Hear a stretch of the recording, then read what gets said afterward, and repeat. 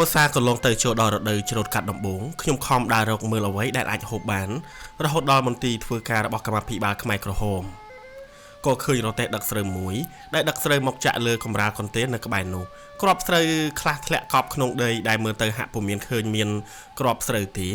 ហើយចៃដន្យខ្ញុំឃើញអារ៉ូជាកូនរបស់មីងសម្ចាស់ផ្ទះដែលខ្ញុំនៅជាមួយនៅទីនោះពេលមុននោះអារ៉ូជាមនុស្សស្លូតបូតទេប៉ុន្តែក្រោយពីខ្មែរក្រហមយកវាទៅអប់រំអារ៉ូក៏คล้ายទៅជាមនុស្សផ្សេងទៅវិញព្រោះពេលវាឃើញខ្ញុំកាប់ដីក្បែរនោះមកផ្លុំចេញដើម្បីស្រង់យកគ្រាប់ស្រូវវាបានយល់ព្រមឲ្យខ្ញុំកាប់ដី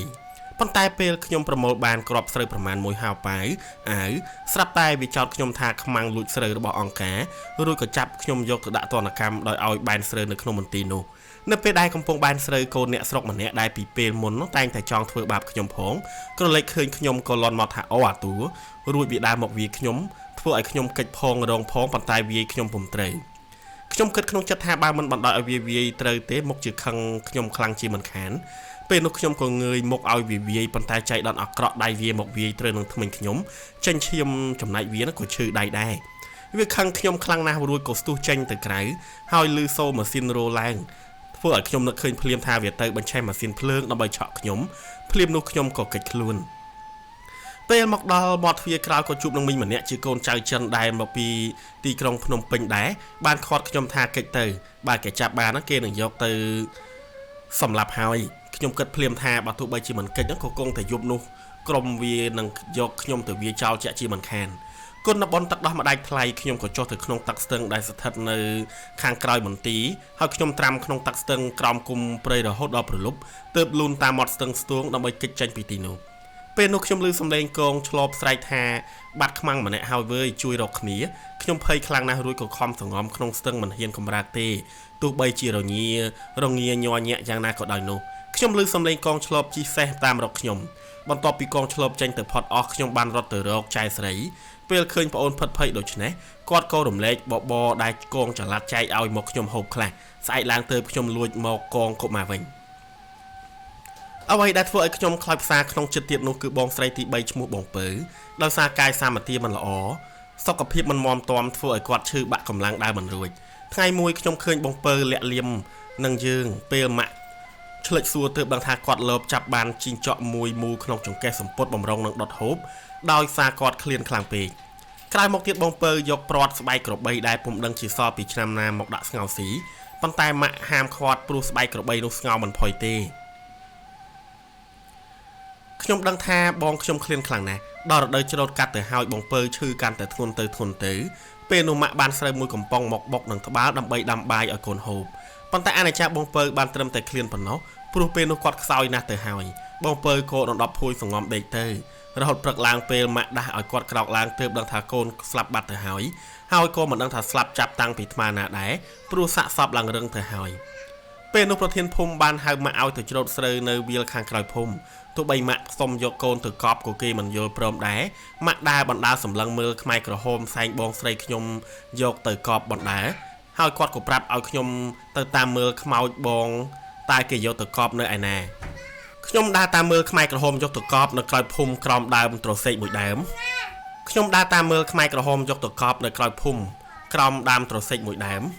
ដល់គេជីកដីជំរឿត្រឹមចង្គង់លំមតែចាក់សពចុះប៉ុណ្ណោះខ្ញុំបានត្រឹមតែឈរមើលប៉ុន្តែពុំអាចធ្វើអ្វីបានឡើយ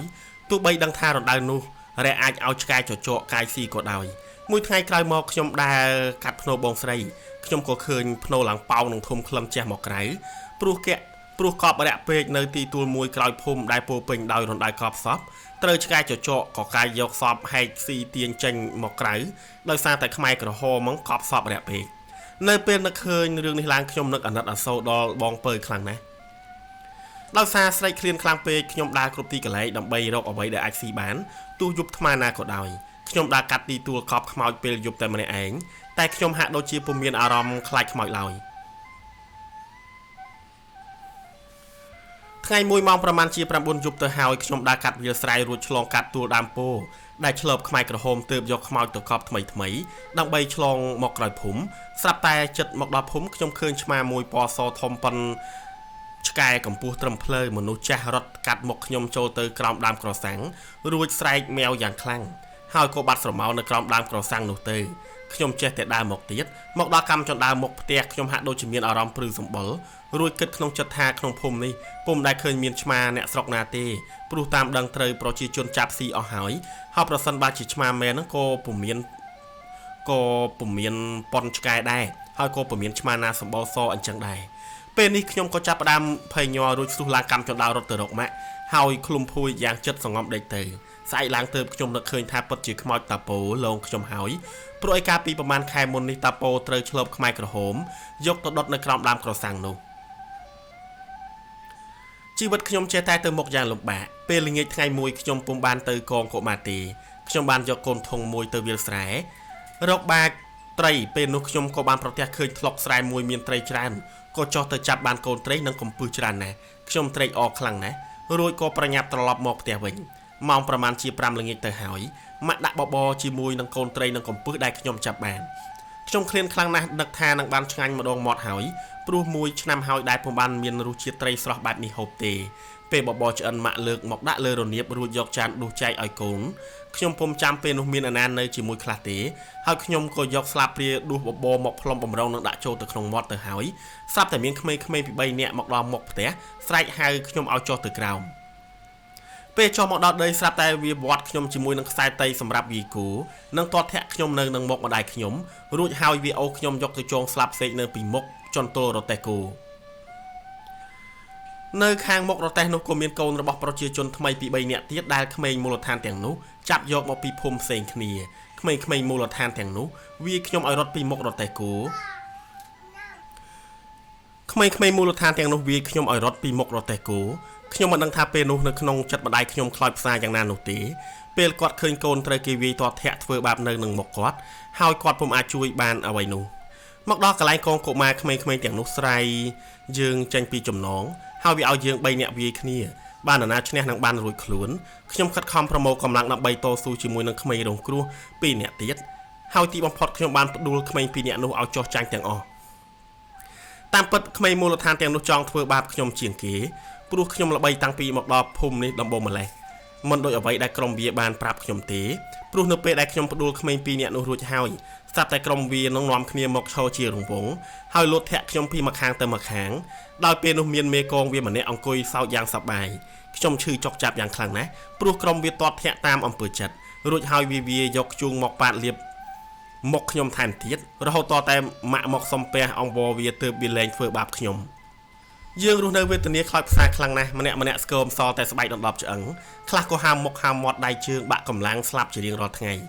មួយវស្សាក៏លងផុតទៅចូលដល់រដូវរំហើយស្រូវចាប់ផ្ដើមទុំខ្ញុំនិងក្មេងៗក្នុងភូមិបាននាំគ្នាទៅលួចបូតស្រូវក្នុងស្រែក្រោយភូមិពេលកំពុងបូតស្រូវស្រាប់តែមានទាហានខ្មែរក្រហមម្នាក់ដែលពួនក្លំមើលនៅលើចុងថ្នោតចុះមកចាប់យើងបានទាំង4នាក់ហើយឲ្យយើងអង្គុយជាជួររួចហើយសួរចម្លើយម្នាក់ម្ដងក្នុងចំណោមក្មេងៗទាំងនោះមានតែខ្ញុំម្នាក់ប៉ុណ្ណោះជាកូនប្រជាជនថ្មីក្រៅពីនោះកូនអ្នកមូលដ្ឋានទាំងអស់ភាសាអ្នកស្រុកនៅទីនោះរត់ដើនមិនដូចអ្នកនៅភ្នំពេញទេម្ល៉េះហើយបើវាដឹងថាខ្ញុំជាអ្នកថ្មីវាមកជាសម្រាប់ខ្ញុំចាក់ជាមិនខានដោយហេតុតែទេពកោសលពីកំណែតខ្ញុំខិតខំនិយាយតាមរបៀបកូនអ្នកស្រុកកំឡោះកូនអ្នកស្រុកម្ល៉េះហើយធ្វើឲ្យទាហានខ្មែរក្រហមម្នាក់នោះមិនអាចបែងចែកថាខ្ញុំជាកូនអ្នកថ្មីបានទេនៅទីបំផុតវាឲ្យខ្ញុំអោនរួចហើយវាយកដៃចុងកំភ្លើងវាយើងម្នាក់5ដងទើបព្រមដោះលែងឲ្យយើងត្រឡប់មកផ្ទះវិញក្រោយមកទៀតខ្ញុំនិងកូនអ្នកស្រុក3នាក់ក៏បានរៀបចំផែនការលួចច្រូតស្រូវពេលយប់ងងឹតមើលគ្នាពុំស្គាល់យើងក៏នាំគ្នាចេញទៅដោយខ្ញុំដើរក្រោយគេបង្អស់ចំណែកខាងមុខមានអាខននាំមុខទៅដល់ស្រែយើងក៏ដើរតាមភ្លឺស្ទាបមិនមានអ្នកណាហ៊ានមាត់ឡើយដើរបានបន្តិចស្រាប់តែអាខនឈប់រួច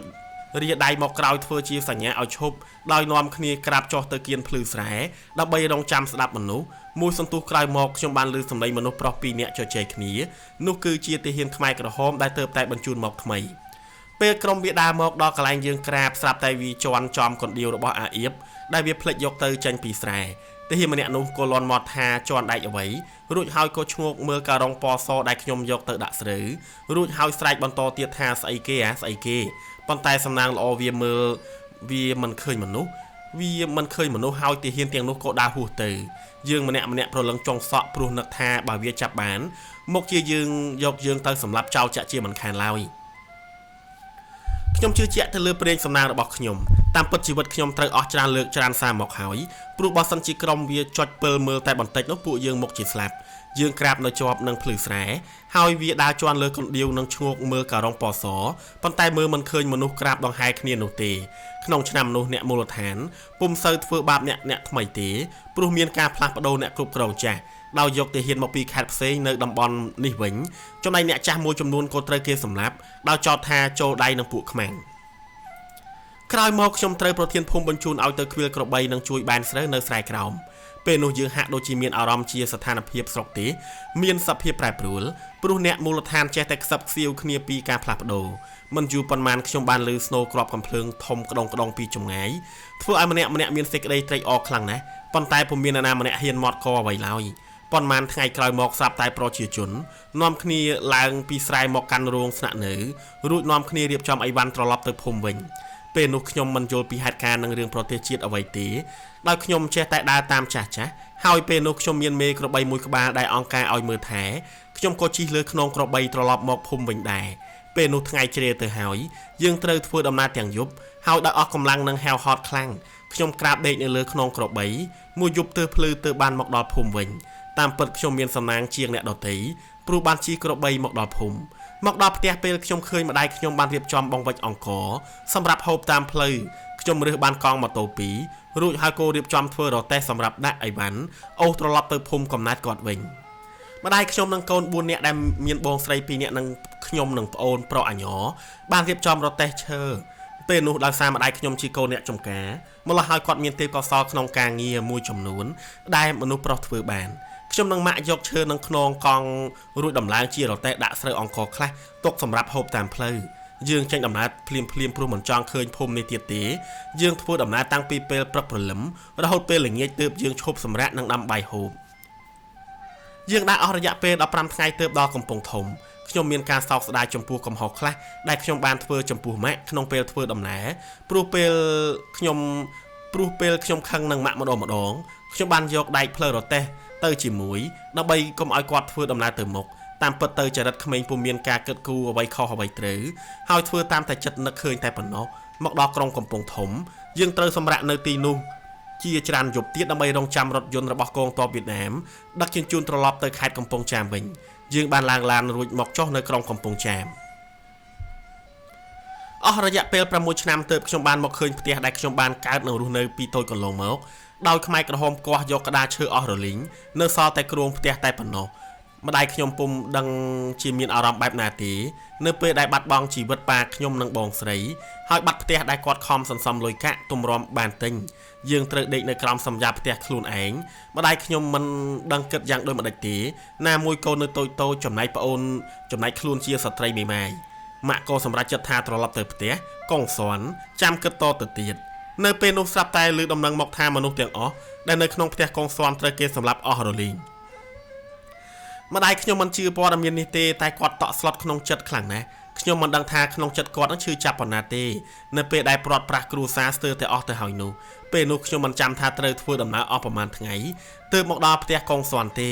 ពេលចូលមកដល់ក្នុងរបងផ្ទះភ្លាមម៉ាក់ត្រហោយំព្រោះអ្នកដែលចេញមកទទួលគាត់នោះគឺជាប្អូនជីដូនមួយគាត់ដែលនៅរស់ហើយមករស់នៅផ្ទះនៅក្នុងផ្ទះកងខ្ញុំព្រោះម៉ាក់នឹកថាមនុស្សក្នុងគ្រួសារកងស្លាប់អស់គ្មានសល់ម្នាក់ទេក្រោយមកទើបដឹងថាបងប្អូនម៉ាក់នៅរស់បងប្រុសម្នាក់និងប្អូនប្រុស3នាក់ដែលនៅភូមិផ្សេងពីនោះចំណែកប្អូនស្រីគាត់2នាក់ដែលនៅទីនេះត្រូវខ្មែរក្រហមសម្លាប់ចោលទាំងគ្រួសារតែម្ដងប្អូនប្រុសពៅម៉ាក់ម្នាក់ដែលនៅរស់ពីការសម្លាប់នេះបានរត់ចូលព្រៃប៉ុន្តែក្រោយមកក៏ចាញ់ឃោសនាកងទ័ពព្រៃហើយត្រូវទាហានវៀតណាមបាញ់គ្រាប់បេសម្លាប់នៅក្បែរភូមិនោះដែរពេលទទួលដំណឹងថាប្អូនពៅស្លាប់ម្ដាយខ្ញុំត្រហោយំផងសោយផងហាក់ដូចជាមនុស្សឈួតព្រោះម៉ាក់ទើបបានជួបប្អូនពៅប្រហែលថ្ងៃមុនប៉ុណ្ណោះមិននឹកស្មានថាគាត់ស្លាប់ដូច្នេះសោះពេលនោះខ្ញុំមិនអាចរៀបរាប់ពីអារម្មណ៍ឈឺចាប់របស់ម្ដាយខ្ញុំបាននោះទេខ្ញុំបានត្រឹមតែអង្គុយយំជាមួយគាត់តែប៉ុណ្ណោះក្រោយមកម៉ាក់ឃើញប្រជាជនធ្វើដំណើរទៅភ្នំពេញហើយបានអង្គត្រឡប់មកភូមិវិញគាត់ក៏សម្រេចចិត្តនាំកូនទៅដើរទៅភ្នំពេញដែរដើម្បីទៅមើលថាតើយើងអាចរស់នៅកន្លែងណានោះបាននោះទេម៉ាក់និងខ្ញុំដើរ3យប់ ដើរ3ថ្ងៃ3យប់ទើបដល់ភ្នំពេញនៅពេលនោះមនុស្សប្រុសៗដែលមានកម្លាំងបានចូលទៅក្នុងក្រុងយកបានកងនិងរបស់ផ្សេងៗល្អៗយកមកដូរអង្គរបានច្រើនណាស់ចំណែកម៉ាក់និងខ្ញុំពុំស្គាល់កន្លែងទុកសម្ភារៈទេនឹងមានកម្លាំងខ្លាំងនិងមានកម្លាំងខ្សោយដូច្នេះរើសបានតែសម្បុកដបយកទៅដូរអង្គរបានតែបន្តិចបន្តួចប៉ុណ្ណោះដោយសារគ្មានបងប្អូននៅភ្នំពេញហើយពិបាកក្នុងការស្នាក់នៅនិងការហូបចុកផងម៉ាក់ក៏សម្រេចចិត្តត្រឡប់មកផ្ទះនៅភូមិអូលេងវិញជីវិតខ្ញុំរស់សត្វអណ្ដែតគ្មានកោះត្រោយនឹងត្រូវជួបបញ្ហាជាច្រើនទៀតក្នុងជីវិតយុវវ័យរបស់ខ្ញុំរឿងរ៉ាវដែលកើតឡើងនៅក្នុងភូមិជ័រសង្កាត់កំពង់ចិនជើងស្រុកស្ទូងខេត្តកំពង់ធំបានធ្វើឲ្យម្ដាយខ្ញុំបងប្អូនខ្ញុំចងចាំនៅការឈឺចាប់ទុក្ខសោកនិងការបាត់បង់គ្រួសារដែលមិនអាចបំភ្លេចបានគ្រួសារនីមួយៗនៅសល់តែមនុស្សស្រីនិងក្មេងៗប៉ុណ្ណោះចំណែកមនុស្សប្រុសបានស្លាប់ស្ទើរតែទាំងអស់ដោយការធ្វើការហួសកម្លាំងការអត់អាហារជំងឺនិងត្រូវខ្មែរក្រហមយកទៅសម្លាប់គ្រួសារខ្លះទៀតស្លាប់ទាំងអស់តែម្ដងដូចជាគ្រួសារបងស្រីខ្ញុំ5នាក់ប៉ាបងមុំនិងគ្រួសារសាច់ញាតិខ្ញុំជាច្រើនអ្នកទៀត